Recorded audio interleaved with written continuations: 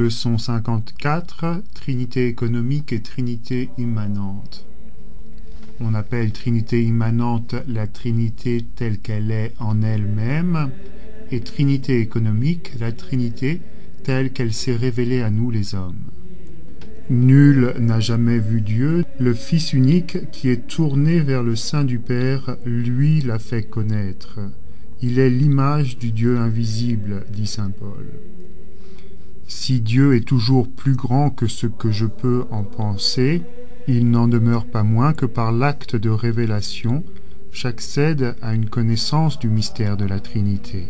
La Trinité économique révèle donc la Trinité immanente, ou pour le dire avec la Commission théologique internationale, la Trinité qui se manifeste dans l'économie du salut est la Trinité immanente.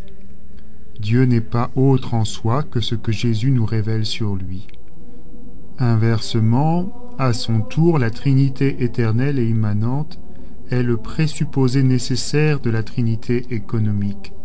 Elle n'est en rien obligée par cette manifestation.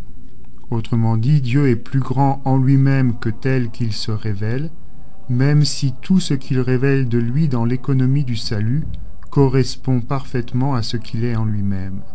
La Trinité immanente se communique librement et à titre gracieux dans l'économie du salut. Il s'agit ici de ne pas contraindre Dieu par sa révélation. Sa transcendance demeure même au-delà de la révélation pleinement authentique qu'il a voulu gracieusement faire de lui-même dans l'histoire des hommes.